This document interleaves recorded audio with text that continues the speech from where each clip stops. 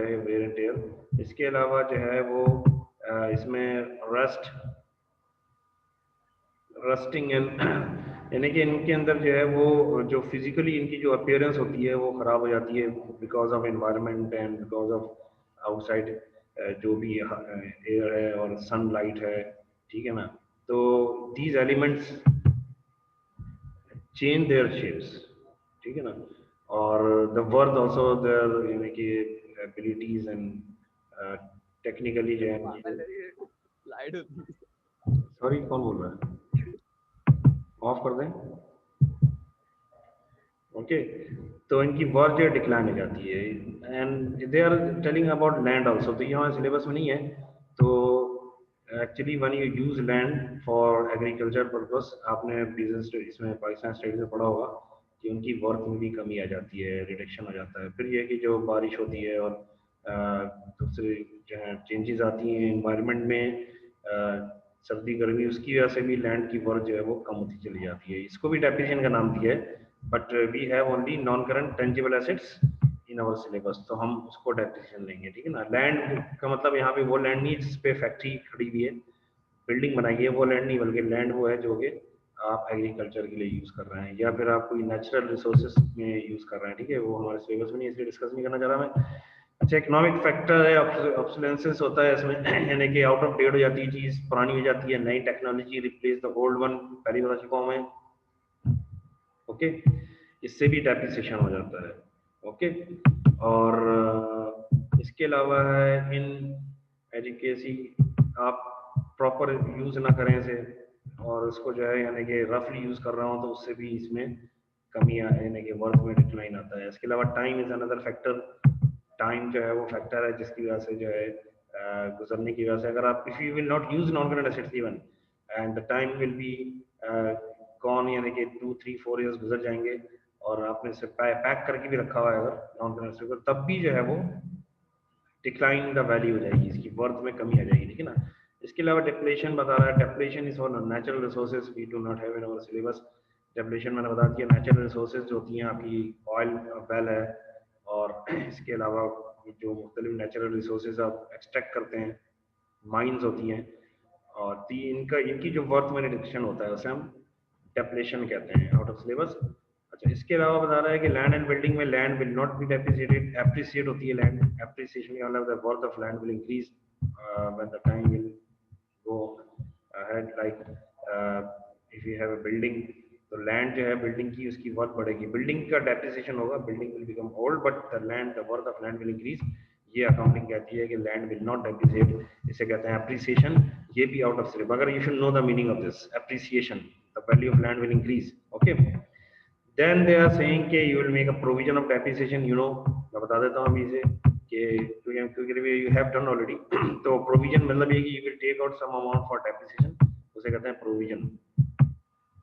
अच्छा, फिर ये बता रहा है कि non current assets held for sale, ये तो खैर वो है कि आपने एसेट्स जो कि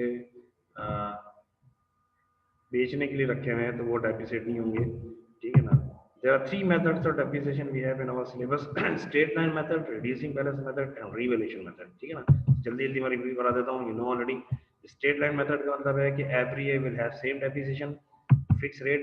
इसके दो फॉर्मूले हैं, एक है cost minus scrap value over life, cost minus estimated disposal value भी कहते हैं, स्क्रैप वैल्यू भी कहते हैं, सॉल्वेज वैल्यू भी कहते हैं, रेसिडुअल वैल्यू भी कहते हैं। 4 नाम है, hope you will be writing scrap, salvage, residual value, और यहाँ पे लिखा हुआ है एस्टिमेटेड डिस्पोजेबल वैल्यू, एक ही बात है। तो ये एस्टिमेटेड वैल्यू निकालते हैं, कॉस्ट ओरिजिनल होती है और एक्सपेक्टेड लाइफ से डिवाइड कर देते हैं, तो आपके पास डेफिनेशन होता है। स्ट्रेट लाइन है, every year will have same depreciation, इसमें कमी नहीं होगी, फिक्स रहेगा।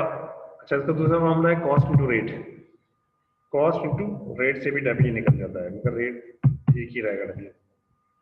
रिड्यूसिंग बैलेंस मेथड में depreciation will B charge on the book value, depreciation book value पे चार्ज होगा और वो डिमिनिश हो जाएगा। डिमिनिशिंग का मतलब है कम होना, रिड्यूस का मतलब है कम होना, और इसे क्या कहते हैं, डिमिनिशिंग बैलेंस मेथड भी कहते हैं इसे, ठीक है ना। डिमिनिश हो जाना। डबल डिक्लाइनिंग भी कहते हैं, डबल डिक्लाइनिंग मीन्स के 2 times it will be in a more show more depreciation as compared to straight line, ठीक है ना। तो इसे हम डबल डिक्लाइनिंग, डिमिनिशिंग, रिड्यूसिंग और रिटर्न डाउन वैल्यू मेथड भी कहते हैं। आप होप के लिख रहे होंगे सब चीजें। Written down value, WRITTEN, written down value भी कहते हैं, ठीक है ना। ओके, तो okay, Hasan Rizwan, good boy, कर देंगे। अभी तो आ रही है ना साहब, अभी तो लो क्लास। अच्छा, बाकी ये कि how will you calculate depreciation की, what is the cost of the non current assets. 10,000 is the cost of non current assets. एक आपका पास नॉन करंट एसेट्स की कॉस्ट 10,000 है, इसका डेप्रिसिएशन जो है 20% पर एनम आपने डिसाइड किया हुआ, ये क्वेश्चन में गिवन होगा, ये एस्टिमेटेड होता है। तो 10,000 का 20% आपने निकाला, first year depreciation will B 2,000 and the book value is 8,000. Second year depreciation will be charged on the book value. Book value 8,000 है, तो ये will charge depreciation on the book value, यानी कि 8,000 का 20% 1,600, and again your book value has reduced. The third year depreciation will be 20% of the book value. तो हर साल book value नहीं आती जाएगी, reduce का मतलब है कम होना, ठीक है, कम होता रहेगा। इसका डेप्रिसिएशन 1080, तो इसका मतलब है फर्स्ट ईयर 2000 आया, सेकेंड ईयर 1600 आया, थर्ड ईयर 1280 आया, इसी तरह से ये कम होता चला जाएगा, रिड्यूस होता चला जाएगा, ठीक है ना। और डेप्रिसिएशन की वर्थ भी कम होती चली जाएगी। वर्थ कम होने का मतलब ये है कि फर्स्ट ईयर का डेप्रिसिएशन 2000 था, सेकेंड ईयर का 1600, इट मीन्स कि 400 का डिफरेंस आया है, 400 की वर्थ कम हुई है, ठीक है। सेकेंड ईयर का 1600 था, but the third year 1280, it means के इसकी जो रिडक्शन हुई है वो 220 हुई है, that is 220, that is not 400, यानी कि ये भी रिड्यूस हो जाता है, डेप्रिसिएशन भी कम होता जा रहा है। आइए सुने, अमाउंट भी कम हो रही है, इनका डिफरेंस भी कम हो रहा है, और होते होते ही चलता चला जाता है। जितने साल भी आप नॉन करंट एसेट रखें, ये इसकी कोई लाइफ नहीं है इसमें लाइफ डिफाइंड नहीं है, ये चलता रहेगा, जीरो वैल्यू नहीं होती इसमें, ठीक है ना। रिड्यूसिंग बैलेंस मेथड में ये भी टेक्निकल बातें बता रहा हूँ आपको। स्टेट लाइन में जीरो हो जाती है, 5 साल लाइफ है, 5 साल के बाद वैल्यू इसकी रह जाएगी जो कि उसकी डिस्पोजेबल वैल्यू है, यानी चीज खत्म हो जाएगी। ये इसका जीरो नहीं होगी, वैल्यू चलती चली जाएगी, ठीक है ना, क्योंकि इस पर आपको डेप्रिसिएशन निकालना है मतलब। ओके, ये इसकी टेक्निकल पॉइंट फिर बता देता हूँ मैं। रिड्यूसिंग का मतलब है कि value of depreciation will decrease, ये नई चीज बता रहा हूँ आपको मैं यानी कि दोबारा आप सब बेहतर समझ रही होगी। value of depreciation will decrease year to year and the difference also will decrease, difference भी कम होता चला जाएगा उनका आपस में, क्योंकि जैसे जैसे रिड्यूसिंग वैल्यू मेथड कहता है कि पुरानी होती जाती है नॉन करंट एसेट्स, तो उसका डेप्रिसिएशन भी कम होता चला जाता है, ठीक है ना, डिपेंड अपॉन टाइम पीरियड कम हो जाता है। ओके, अब now we are going to have a comparison, compare कर लेते हैं ऐसे, ठीक है ना। तो कंपेयर करते हैं, मैं आपको दिखाता हूँ ये कि how what is the difference between these two methods, reducing balance method and straight line method. Straight line method will show you same depreciation every year, the reducing balance method will be decreasing. एक और question raise होता है कि which method is best for which assets, hope you will be writing, दोबारा लिखने लिखा हुआ है तो दोबारा लिखने लिखा हुआ है तो कोई मसला नहीं है। चॉइस ऑफ मेथड है, यानी कि there are two methods which are very important for non current assets. Mostly non current assets के लिए जो यूज होते हैं ये दो मेथड्स हैं, स्ट्रेट लाइन और रिड्यूसिंग। तीसरा मेथड जो है वो सिलेक्टेड, जो सम नॉन करंट एसेट्स हैं जो कि बहुत ही यानी कि ज़्यादा नहीं है, नॉर्मल जो एसेट्स होते हैं नॉन करंट, उनके लिए ये दोनों मेथड यूज होते हैं। स्टेट, अब इसमें सिलेक्शन क्या हो, कौन सा मेथड किसके लिए बेहतर है, तो आई कैन टेल यू कि straight line method is used for the long assets which have long life. State line method is best for the assets which have long life, जिनकी लाइफ बहुत ज़्यादा हो, लाइक बिल्डिंग्स, फर्नीचर, इनकी life ज़्यादा है, ठीक है। आपने एक बार ले लिया, एक बार तो ये इंसान की ज़िंदगी से भी ज़्यादा इनकी लाइफ होती है नॉर्मली फर्नीचर को तो छोड़ दें, बिल्डिंग की तो होती है ना, ह्यूमन लाइफ से भी ज़्यादा लाइफ होती है बिल्डिंग की। तो लाइफ ज़्यादा हो जिसकी नॉन करंट एसेट्स की, वो उसके लिए बेस्ट मेथड है स्ट्रेट लाइन मेथड, क्योंकि स्ट्रेट लाइन मेथड में कुछ चीज़ें हैं, होप कि आप लिख रहे होंगे इसे, कि rate will be low and the same amount of depreciation will come. इसका रेट कम होता है, डेप्रिसिएशन जो है वो सेम अमाउंट का होता है, एक ही ऐसा आता है, ईजी टू कैलकुलेट होता है, इसे फिक्स इंस्टॉलमेंट मेथड भी कहते हैं, फिक्स इंस्टॉलमेंट मेथड। अच्छा, reducing balance method is used for the asset which have short life, like short life से मतलब ये कि एक साल से ज्यादा तो है non current assets, but the life is not long like building.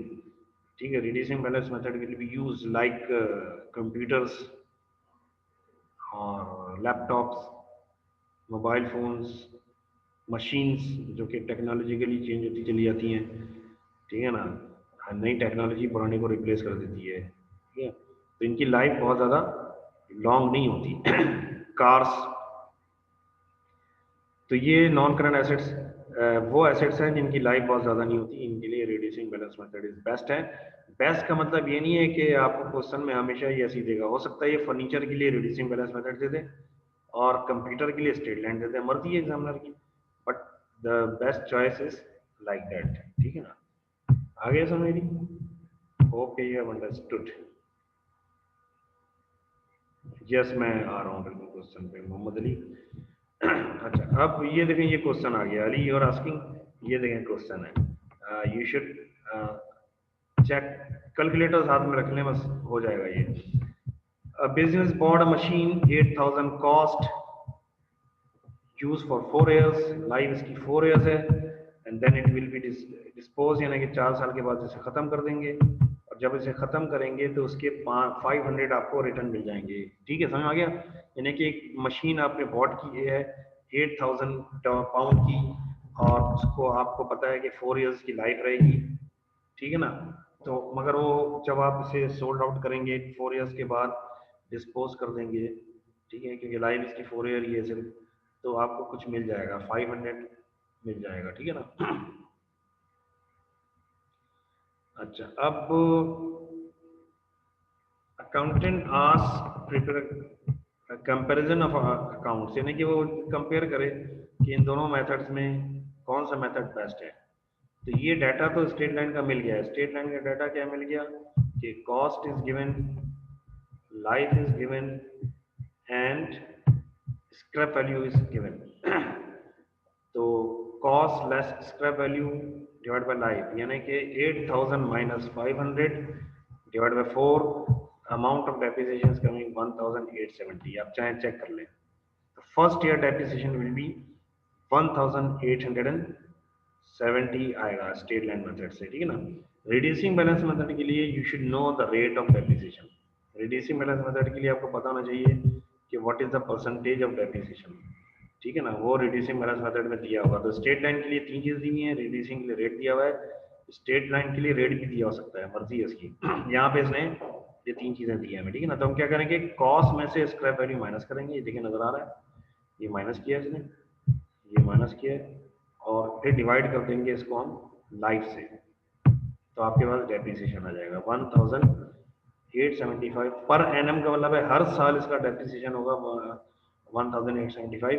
4 years का डेप्री निकाल दिया इसने, 1 year, first year, second year, third year, fourth year. अब देखें चारों साल एक ही डेप्रिसिएशन आया है, यह है स्ट्रेट लाइन, स्ट्रेट लाइन, यानी कि when you will make a graph, अगर आप ग्राफ बनाते हैं तो स्ट्रेट लाइन आएगी, ठीक है, ये स्ट्रेट लाइन मेथड है, ये इसलिए स्ट्रेट लाइन दिया गया ना इसको कि जब आप 4 साल का ग्राफ बनाएंगे, year 1, year 2, year 3, year 4, every year you will have 1875 depreciation आ रहा है, ठीक है ना, चारों साल यही डेप्रिसिएशन आएगा, तो ये स्ट्रेट एक लाइन बन जाएगी अगर आप ग्राफ बनाते हैं, ठीक है। तो पहले साल का जो डेप्रिसिएशन है लास्ट ईयर का भी वही डेप्रिसिएशन है, ठीक है। तो मैंने जो एक जगह देखा था, लिखा था सबसे पहले स्ट्रेट लाइन मेथड इंट्रोड्यूस हुआ था, इजी था, आसान सीधे निकलता था, और ये एस्टिमेशन थे, ठीक है ना, ये डेविएशन एस्टिमेशन होता है, एग्जैक्ट फिगर तो हम पता नहीं कर सकती। बाद में जब रिसर्च की तो पता चला कि ये एक इसमें फॉल्ट तो नहीं कहेंगे, मगर क्योंकि ये अभी तक फेल नहीं हुआ है, मेथड चल रहा है। इसमें एक ये चीज थी कि जब न्यू ब्रांड एसेट है उसका 1 साल गुजरा है, डेप्रिसिएशन आया 1875, fourth year is the last year of the asset as per our, यानी कि जो मशीन की जो क्वालिटी है उसके मुताबिक सप्लायर खुद कह रहा है बेचने वाला कि 4 साल चलेगी। फोर्थ ईयर है, ये थोड़ी सी बची है मशीन, फिर भी डेप्रिसिएशन वही आ रहा है जो पहले साल आ रहा है। ये इसमें एक चीज नजर आई थी, जिसकी वजह से एक दूसरा मेथड इंट्रोड्यूस किया गया, उसका नाम क्या रखा, रिड्यूसिंग बैलेंस मेथड। अब बहुत रिसर्च की इस पे, दोनों फेल नहीं है, दोनों सही है, ठीक है। मगर रिड्यूसिंग बैलेंस मेथड को यही इतराज है स्ट्रेट लाइन मेथड पे कि स्ट्रेट लाइन में फर्स्ट ईयर जो डेप्रिसिएशन आता है लास्ट ईयर भी वही आता है, जबकि फर्स्ट ईयर चीज बिल्कुल न्यू ब्रांड होती है और लास्ट ईयर उसकी वर्क बिल्कुल गिर चुकी होती है, मगर डेप्रिसिएशन बहुत ही ज्यादा आ रहा होता है, ठीक है ना। इसका मतलब है कि शुरू में ज्यादा दिखाता है, आखिर में कम दिखाता है, ठीक है। ये इसका एक वो था जिसकी वजह से ये नया मेथड बना है, इसे कहते हैं reducing balance method. Accountant is checking second method, 8000 की ये इसने मशीन ली है, 50% रेट है, इसका फॉर्मूला होता है simply book value into rate, book value into rate, ये फॉर्मूला होता है इसका, ठीक है ना। तो फर्स्ट ईयर एंड हुआ है, जब फर्स्ट ईयर एंड हुआ होगा तो इसकी बुक वैल्यू 8000 ही है, क्योंकि इसमें कोई इसने फ्रेश ली थी तो कोई कमी नहीं हुई थी। तो 8000 का 50% डेप्रिसिएशन आया 4000, ठीक है। अब 8000 में से 4000 किया, बुक वैल्यू क्या बची 4000। अब 4000 पे डेप्रिसिएशन निकलेगा सेकेंड ईयर, ठीक है। तो मैंने बता दिया अभी आपको कि straight line reducing balance method का rate is too much high, बहुत ज्यादा रेट होता है इसका, 50%, 60%, 40%। स्टेट लाइन का रेट बहुत हाई नहीं होता उसके मुकाबले में, और डेप्रिसिएशन बुक वैल्यू पे चार्ज होता है। आई होप कि अंडरस्टूड होगा, ठीक है, कि what is the meaning of book value. Book value का मतलब है कि फर्स्ट ईयर का की कॉस्ट में से आपने डेप्रिसिएशन निकाला, जो वर्थ बच गई, तो इसने एक इजी सा क्वेश्चन बनाया है इसलिए, और 50% जब करेंगे तो आधा ही आएगा ना, तो आधा जो बच गया, आधा डेप्री, हाफ डेप्रिसिएट हो गया, हाफ बच गया, तो ये बुक वैल्यू है, ये डेप्रिसिएशन है। अब बुक वैल्यू का फिर 20%, 50% निकाला, 2000 आया, ठीक है ना, 2000 डेप्रिसिएशन आया। अब बुक वैल्यू थर्ड ईयर क्या बची 2000, 2000 का इसने 50% निकाला तो 1000 डेप्रिसिएशन आया, 1000 से बुक वैल्यू बची 1000, 1000 का 50% निकाला 500 आया। 4 इयर्स का मांगा है इसने, ठीक है ना। तो 4 इयर्स को कंपेयर करना है हमें, तो अब ये डेप्रिसिएशन आ रहा है। तो मैं फिर बता रहा हूँ कि रिड्यूसिंग बैलेंस मेथड में फर्स्ट ईयर 2000 आया, second year sorry first year 4000 depreciation आया, सेकंड ईयर 2000 आया, थर्ड ईयर 1000 आया, फोर्थ ईयर 500 आया।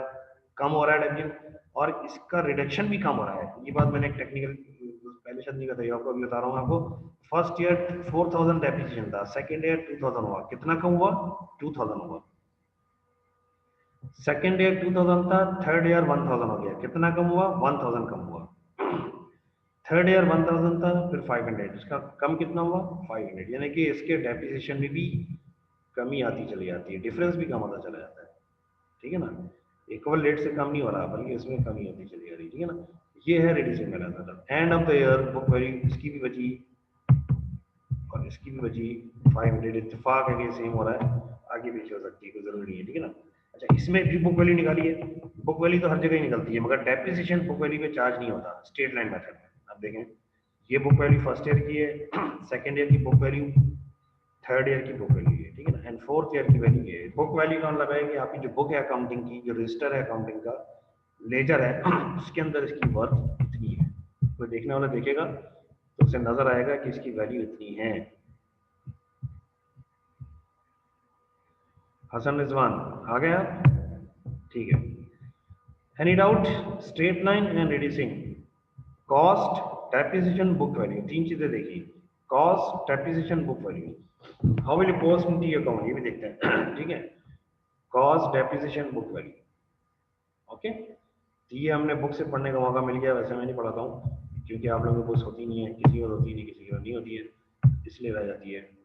तो बहरहाल ये इसका जो है डिफरेंस है, ठीक है। अब हम देखते हैं कि थर्ड मेथड जो है वो कहलाता है रीवैल्यूएशन मेथड।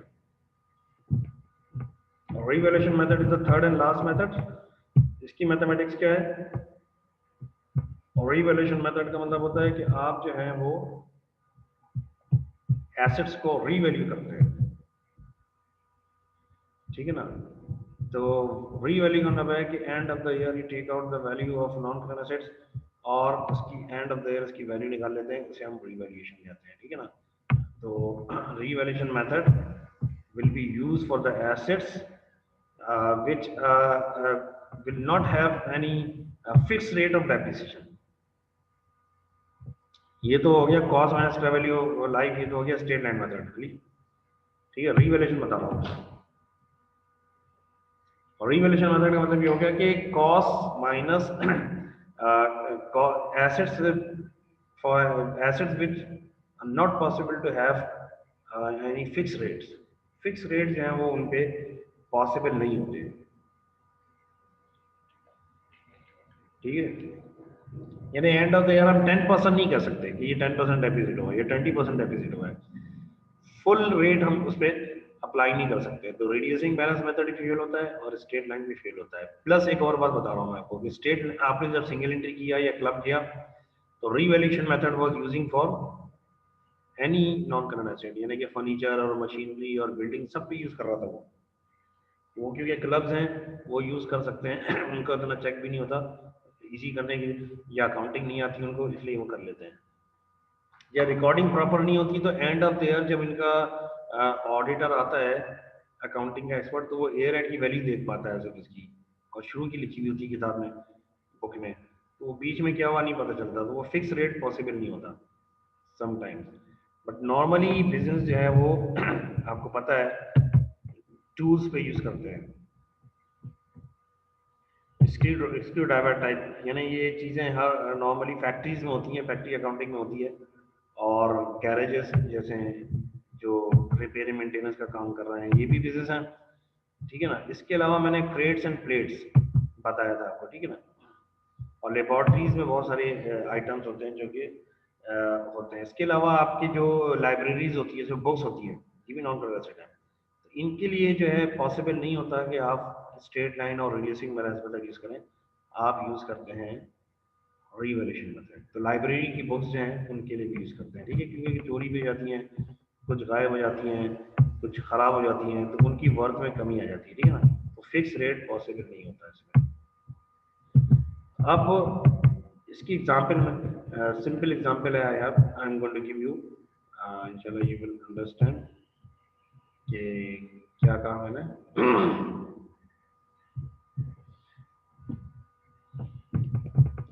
रीवैल्यूएशन मेथड का फॉर्मूला क्या है मुश्तबा? इसका बहुत आसान फॉर्मूला है। रीवैल्यूएशन मेथड का कोई ऐसा स्पेसिफिक चीज नहीं, बस सिंपल सी जनरल नॉलेज है ये कि एक चीज है उसकी वर्थ शुरू में कितनी थी, उसमें जो है इंक्रीमेंट यानी इजाफा कितना हुआ, और एंड में क्या वैल्यू है। तीन चीजें देखते हैं। स्टार्ट ऑफ द ईयर कितनी वैल्यू थी, देखे नजर आ रहा है, 1 जैन। ठीक है, आपके पास जो है ये है स्टील कंटेनर्स, ये नॉन करंट एसेट है, शुरू में कितनी वैल्यू थी 3500। 1 जैन, जब 1 जैन को आपने ओपन किया ये वर्थ थी। आपने ड्यूरिंग द ईयर जो है बॉट न्यू वन, आपने नए खरीदे, जरूरत पड़ी थी और ले लिया आपने। ठीक है ना, तो इनको ऐड कर दिया आपने 3500 plus newly bought purchases, total हो गया 4800। फिर end of the year what is the value left. Year end पे जब एयर एंड हो गया तो आपको क्या करते हैं कि इसकी आप वर्थ देख लेते हैं कितने के ये रह गए। तो ये 3800 के एयर एंड पे रहेगा, यानी कि 4800 की चीज 3800 की अब रह गई है, इसका मतलब है कि 1000 डेप्रिसिएट हो गई है। तो रीवैल्यूएशन मेथड में कोई फिक्स रेट नहीं होता, कभी ज्यादा होता है कभी कम होता है। ये 1000 is the value left of your non current assets. ठीक है ना, तो ये इसकी वैल्यू है 1000 is the amount of depreciation. तो कभी ज्यादा आएगा कभी कम आएगा। ठीक है, जैसे आपके घर में आपकी बुक्स हैं आपके पास बुक्स हैं बहुत सारी, आपने 1 जैन इन द मॉर्निंग आपने उनकी वर्थ पता कर ली कि ये इतने की थी। फिर जैन टू दिसंबर आपने अगर नई बुक्स नहीं उसे ऐड कर दिया, ठीक है ना, एक वर्थ आ गई। फिर एंड ऑफ द ईयर 31 दिसंबर आपने सारी बुक्स एक जगह जमा की, और ओल्ड बुक्स जो होती हैं उनका कोई मास्टर आदमी बुलाया जो एक्सपर्ट होता है इसमें, उससे उसकी वर्थ निकलवा ली, वही कितने में सेल हो सकती है, तो उसकी वर्थ आ जाएगी। ठीक है, तो वो वर्थ इतनी दर पे कम होगी जो आपने सोची हुई है।